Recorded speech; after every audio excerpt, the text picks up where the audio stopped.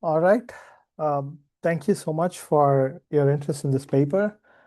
So this is a paper that started in around 2024. So my name is Kiran Garimella. I'm an assistant professor at Rutgers University in the Information Science Department. This is joint work with Varun and Avinash, and they come from very different backgrounds. So I'm in information science, Varun is in political science, and Avi is an economist.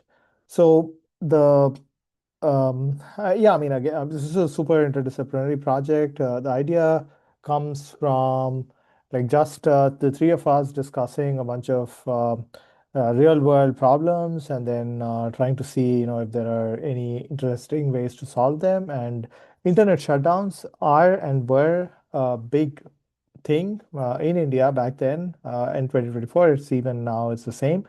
And we just wanted to think of like ways in which you could inform people about internet shutdowns, change support, change beliefs, things like that. So let me just give you some context about what is an internet shutdown, why is it so big, why is it so important, things like that. Obviously, internet shutdowns are a really regressive, brutal way of state oppression, right? It's unimaginable in this time and age to think of a life without internet, right? Like we are all online all the time. Mm, I mean, we as in like one of the people who are watching this video, obviously we are chronically online. We're almost always online, and we take that for granted. But even for like, the 4 or 5 billion people who are online, a lot of the life is moving online, right? Like, so for instance, in India, all of your digital transactions are done online. So it's through this sort of UPI, online payments, and things like that. In many, many other countries, like your services are now moving online. Public services are being provided online. You have your identity verification being done online, all of that, right? Like, so there's a lot of our lives that is online, which we do not necessarily recognize or do not necessarily think of. Like, but I don't know if you've ever had this experience of your internet being disconnected for even just a few hours, even just a few minutes. It's really a spooky experience, and having this as a way of life where the government shuts down the internet as a punishment or as a way of imposing a certain type of thing is a really really bad thing to do. Like, I mean, people don't may not realize the effects it has, but it's not an easy punishment in this day and age. So it's widespread. Like, there are hundreds of instances of long-term internet shutdowns happening. In 2024, there are around 300 internet shutdowns. And this is not just to suppress dissent. Like, it's also, things like, okay, there's a protest plan, internet shutdowns happen, prevent the spread of information. So, I don't know, there's a court hearing and there's a verdict coming out. So people want to slow the spread of information. You shut down the internet. There's elections and you want to influence elections. Let's say you don't want your opposition to mobilize and like take part in protests or take part in sort of campaigning, shut down the internet. It could also be very simple things, like very things that are, you wouldn't imagine, like things like there's an examination and you want people to stop cheating in the examination. Like, there's a public examination. Again, this is a very foreign concept for many of you probably. But there are these sorts of really, I mean, this has been used as a tool for control for a while now, and unfortunately, India is the capital of internet shutdowns as a tool, and most of the biggest culprits of internet shutdowns happen in India.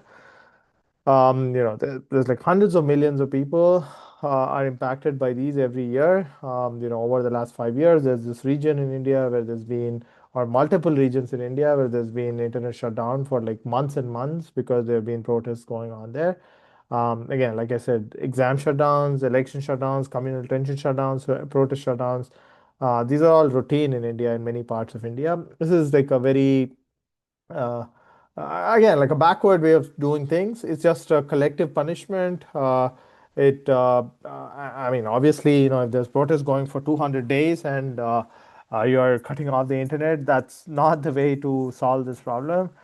And again, like one of the findings or like one of the it's hard to not frame this as an anti-government policy, because that's the place where like this an intervention like this would like a shutdown of an internet would only happen if the government mandated it, right? It's not like a private actor or like a group collective can do anything like that. Internet is infrastructure, and so government monopolizes that infrastructure.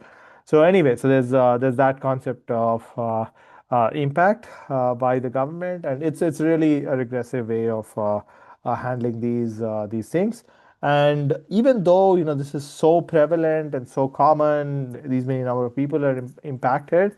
Obviously, it's usually a certain type of people who are marginalized, minorities, or people who don't have the voice, or things like that. And so there have been public polls, national representative surveys that show that depending on the cause, like if it is for protests or communal tensions or elections or examinations, things like that, the support varies, but it's still a vast majority of people support this sort of a policy of using internet bans for as a tool of government control. Like this widespread support for internet shutdowns. So in this paper, what we wanted to do is just ask this question, like if you, I mean, firstly, try to understand why is there this amount of support for shutting down the internet? I mean, at least as a chronically online person, I feel like it's a really bad policy. It's really impacting your daily lives, especially now that we're doing that more and more. So why is there so much support, and what can we do to change people's minds about this? So, and the intervention we thought about is based on this very popular science paper where what they showed is like if you experience or if you come across poverty yourselves, then your support for poverty alleviating initiatives will increase. So if I see a homeless person or a person who is like a beggar or things like that in my daily life, then my support for helping those sorts of people is much more higher versus if I'm living in a neighborhood or a place where I don't come across these. I will think of these as foreign concepts and I don't connect it to them that much. So that's basically the idea here.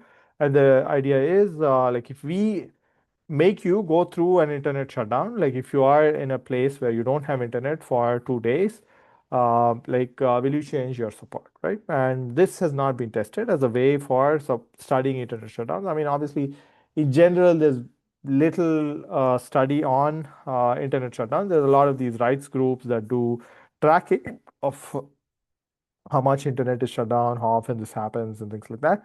But there's no other study in this space, especially no interventions. So what we did is we went to this, places in rural India. We found like around 250 people. We paid them to be offline for 2 days. So that's our intervention. So we have a survey where we ask a bunch of questions about attitude towards internet shutdowns, a bunch of demographics questions, well-being, polarization, things like that. And then they go through this sort of internet shutdown. So basically, it's voluntary. So it's opt-in. We'll talk about the sample in a second. And they disconnect, and we have some way of measuring their the internet usage. So we ask them to take a screenshot of their internet usage page, which is a standard page on Android, and before and after, so we can check like if they use it. Like we have some uh, leeway. So we say, okay, you can use up to, I guess, 5 MB or something. That's because like people have to use it for payments and things like that. And that's usually a few kilobytes here and there. So it's not a lot. Like, so we don't want them to use it for other purposes. And then there's this endline survey where we ask the same questions about, whether they complied, like what are their beliefs about internet shutdowns and things like that. Plus some sort of qualitative interview where we ask them a bunch of questions, and it's voice recorded. So it's very simple. So we go and interview them and then get a recording of their voice that we then transcribe and qualitatively code. So this was studied in rural Uttar Pradesh. So Uttar Pradesh is in the north of India. It's a very populous state, like a lot of people, 220 million people in there in that state. So it's not a, I mean, middle of nowhere kind of place. It's a very important place for politically, but also, a lot of India is in there. Like, I don't know, fifth of India lives in Uttar Pradesh. Uh, Obviously, the sample is a small, 250 people for 220 million people state is very small. It's very convenient. But one thing, that was a very big learning experience for us, especially as outsiders working in this kind of context, is even in this sort of rural Uttar Pradesh, like which is like I think one of the states which has the lowest development indices in India. So it's rural, is in the bottom of the bottom of the Indian economic pyramid. Let's say even there, people's presence or importance of the internet, like people being present online, is an extremely important thing for a lot of people. Like so, it's really finding this sort of sample of 250 people that would want to shut down internet and could shut down internet. So we had a lot of like pre-surveys based on, okay, do you use internet for work? If you have to use internet for work, obviously you're not eligible. And so just finding these 250 people was a big, big challenge. So that was already a big eye opener for us. Like, is that it's the how important internet is for a lot of people. So if you're a student for studying, you need that, or for classes, or for talking to your friends, things like that. For entertainment, for it's not easy to find these sort of 250 people who would want to be, even if we paid a lot of money actually for 2 days. I think we paid like $10, which is around 1,000 rupees in India, which is a big amount for the Indian I don't know, according to, it's probably like 3-4 days of daily wage, like so it's a big amount. Uh, but still, it was a big challenge, and obviously we ended up with this sort of very skewed sample of 246 people who complied. I mean, our sample was slightly bigger, but there were like obviously people who did not comply and things like that. Mostly male, mostly Hindu, mostly the political party supporters of the party currently in power.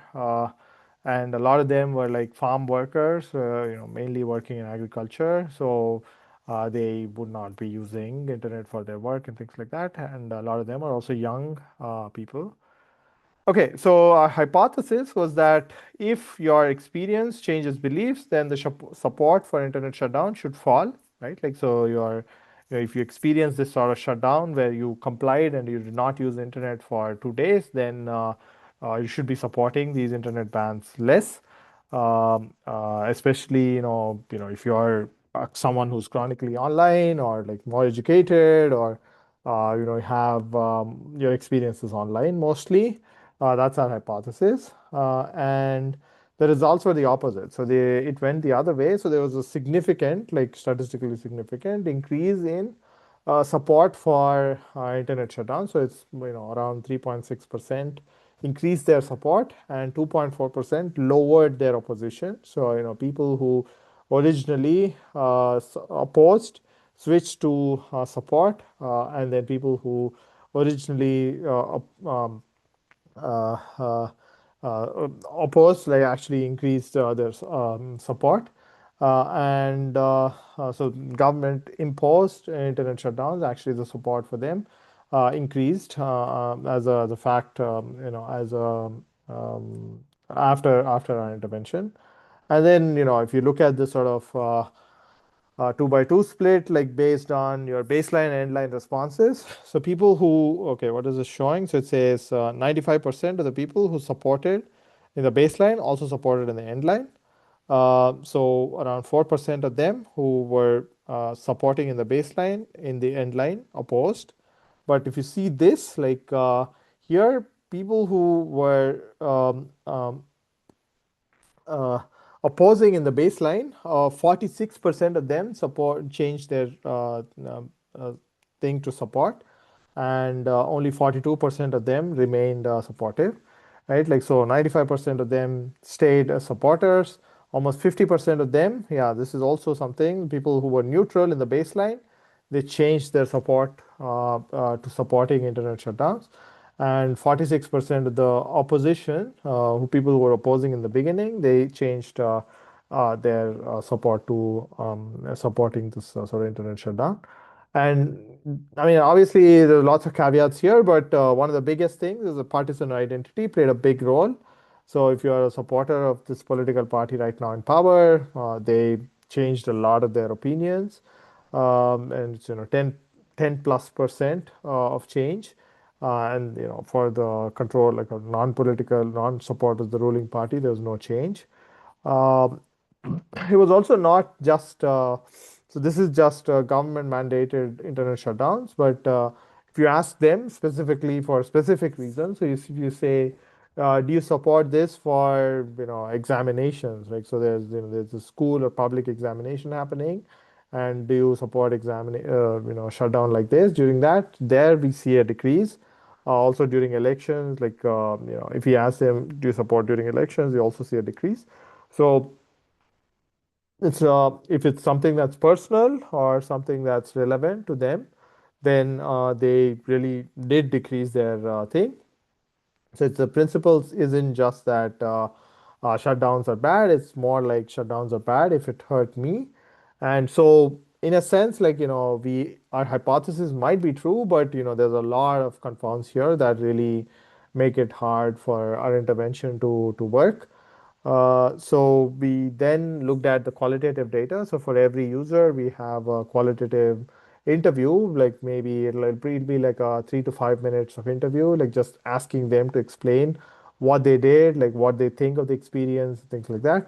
So a lot of them, the main challenge here, again, like it's a practical challenge, is this is had to be time bound, right? Like, so we cannot ask people to be offline for an unknown amount of time, both for ethical reasons, but also for practical reasons. Like, I mean, because your life depends on the internet, you cannot say, okay, shut down your internet forever, right? So that's not possible. So the 48 limit, we already had to get their consent for in the beginning, so they knew that after 48 hours they'll get back online. So a lot of them just said, okay, these 2 days, like, I'll just relax, I'll talk to my friends offline, or I'll watch the TV, things like that. So uh, a lot of people felt this sort of, they needed a break, and this break where they got paid is actually restorative, right? Like, so that's a, I don't know. I mean, it's a challenge with any of these kinds of interventions, where you have to balance out the how to be practical, but also how to be, not like really ethical, right?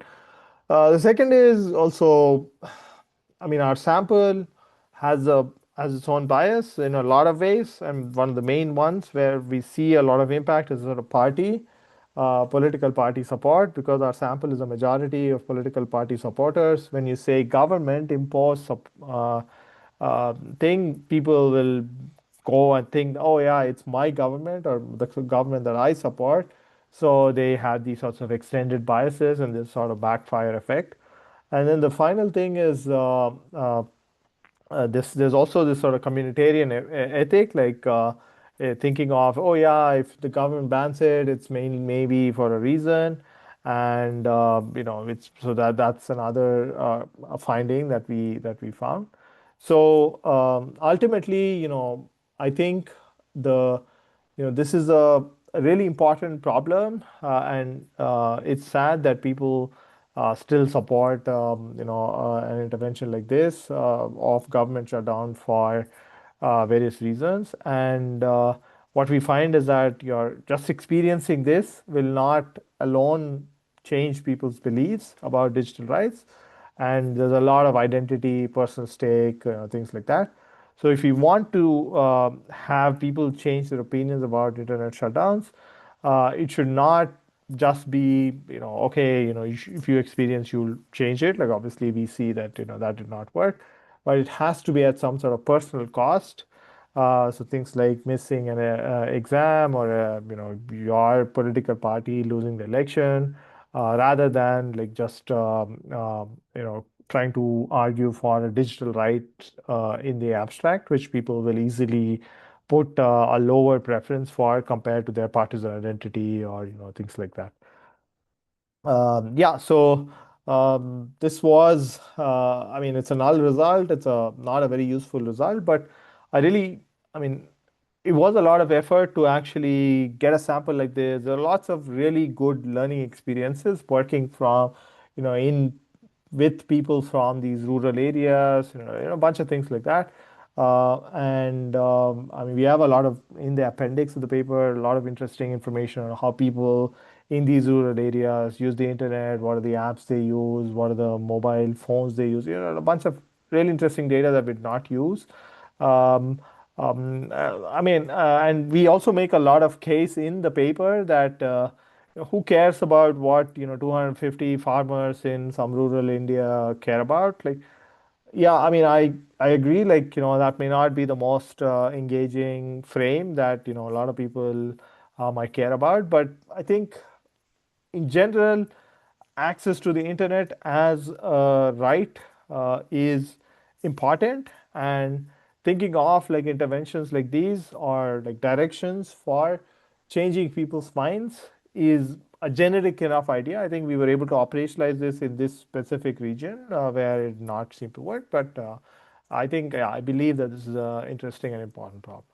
Yeah, thanks a lot. Like, hopefully, yeah, you can go to this website that I created with, I think it was ChatGPT Codex, and I try to make it fun and things like that. Like, yeah, thanks a lot, and hope you like our work. And let me know if you have any questions. Here's my email. Thanks. Bye.